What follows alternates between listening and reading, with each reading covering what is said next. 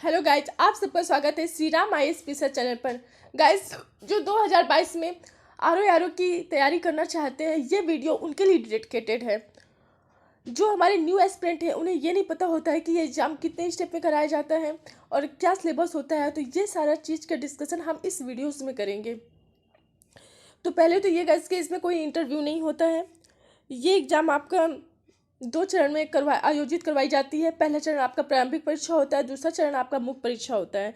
प्रारंभिक परीक्षा आपकी होती है 140 नंबर की, 140 नंबर का समान अध्ययन होता है और 60 नंबर की आपकी हिंदी होती है। वो पूरा टोटल जो होता है आपका 200 नंबर का होता है प्रारंभिक परीक्षा, जिसमें समान अध्ययन के लिए आपको 2 घंटे का समय मिलता है। 140 प्रश्न होते हैं, 140 नंबर का होता है। अब इसमें आता क्या क्या है, इसमें समान अध्ययन में आपका आता है समान विज्ञान, भारत का इतिहास, भारतीय राष्ट्रीय आंदोलन, भारतीय राजतंत्र, अर्थव्यवस्था एवं संस्कृति, भारतीय कृषि, वाणिज्य एवं व्यापार, जनसंख्या, पर्यावरण एवं नगरीकरण, विश्व भूगोल तथा भारत का भूगोल और प्राकृतिक संसाधन, अधुनातन राष्ट्रीय तथा अंतर्राष्ट्रीय महत्वपूर्ण घटनाक्रम, समान बौद्धिक क्षमता, उत्तर प्रदेश की शिक्षा, संस्कृति, कृषि, उद्योग, व्यापार एवं रहन सहन और सामाजिक प्रथाओं के संबंध में विस्तृत जानकारी दी गई है।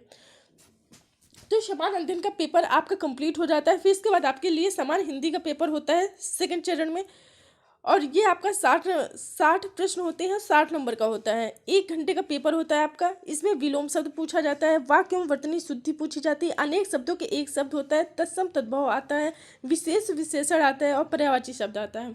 ये सब 10 क्वेश्चन इसमें पूछे जाते हैं और सभी 1 नंबर के होते हैं। 60 नंबर का होता है टोटल। इसके बाद आपकी मुख्य परीक्षा होती है। मुख्य परीक्षा गाइस आपकी 400 नंबर की होती है, जिसमें से समान अध्ययन आपका 120 नंबर का आता है। समान अध्ययन का जो पेपर होता है वो 2 घंटे का होता है, 120 प्रश्न होते हैं और 120 नंबर का होता है। इसके बाद आपका होता है समान हिंदी में आलेखन। ये आपका सब्जेक्टिव टाइप का होता है, जिसमें आपके खंड 1 और खंड 2 करके आपका एग्जाम होता है। मतलब कि एक पेपर पहले सब्जेक्टिव होता है, फिर वो 2.5 घंटे का होता है, फिर दूसरा जो खंड 2 में कराया जाता है वो आपका होता है आधे घंटे का। तो पहले हम देख लेते हैं खंड 1 में परंपरागत वाला जो है वो कैसे है।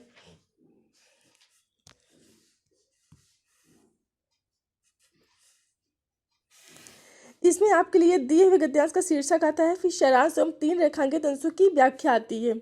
फिर आपका जो दूसरा पॉइंट होता है उसमें आपका शासकीय पत्र आता है, कार्यालय और आदेश परिपत्र आता है, विज्ञप्ति, टिप्पणी एवं प्रतिवेदन एवं अन्य स्मारक पत्र आता है। ठीक है गाइज। फिर इसके बाद आपका आता है परिभाषित शब्दावली, जिसमें से आपको अंग्रेजी से हिंदी, हिंदी से अंग्रेजी और मुहावरे में लोक कृतियाँ होती है। ये टोटल जो आपका होता है वो ये 120 नंबर का होता है। फिर इसके बाद आपका खंड 2 होता है। ये आपका 60 नंबर का होता है, आधे घंटे का समय होता है गाइस इसमें। ये समान हिंदी एवं व्याकरण होता है। इसमें आपको विलोम शब्द, वाक्य एवं वर्तनी शुद्धि, अनेक शब्दों के एक शब्द, तत्सम एवं तद्भव, विशेष एवं विशेषण, ये सभी आपके लिए पूछे जाते हैं। ये आपका सब्जेक्टिव होता है। फिर इसके बाद आपका आता है निबंध का पेपर, जो बहुत ज़्यादा इंपॉर्टेंट होता है। ये 120 नंबर का आपका होता है। इसमें आपको 3 घंटे का समय मिलता है और 3 खंड होते हैं इसमें, और प्रत्येक खंड से आपको एक करना होता है। तो खंड 1 से आपको साहित्य एवं संस्कृत से रिलेटेड आपको निबंध पूछा जाएगा, या तो फिर सामाजिक क्षेत्र से या राजनीतिक क्षेत्र से। इसकी जो निबंध की जो शब्द सीमा होती है गाइस, वो 600 शब्दों की होती है और 40 अंक इसके निर्धारित किए गए हैं। फिर इसके बाद आपके खंड 2 से जो आता है, खंड 2 से ये इसमें विज्ञान एवं पर्यावरण और प्रौद्योगिकी आता है। ये फिर आर्थिक क्षेत्र, कृषि एवं व्यापार से, इन तीनों में से कोई एक आपको निबंध लिखना होगा। इससे रिलेटेड इसमें निबंध पूछे जाते हैं। खंड 3 में जो होता है वो राष्ट्रीय अंतर्राष्ट्रीय घटनाक्रम से रिलेटेड निबंध होगा।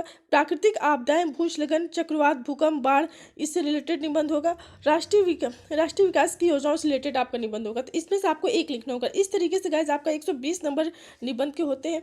टोटलिंग जो होता है मेंस की जो परीक्षा होती है आपकी, वो 400 नंबर की होती है। इसमें जैसे कि मैंने आपको बताया कि इंटरव्यू नहीं होता है। जो आपकी मेरिट बनती है वो मेंस से ही आपकी मेरिट डिसाइड होती है।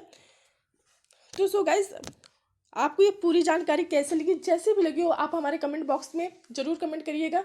फिर आपको हम नेक्स्ट वीडियो में ये बताएंगे कैसे हमें कौन सी बुक पढ़नी है, कौन सा टॉपिक ज़्यादा इंपॉर्टेंट होता है, सारा टॉपिक वाइज हम आपको बताएंगे। ओके गाइज, धन्यवाद।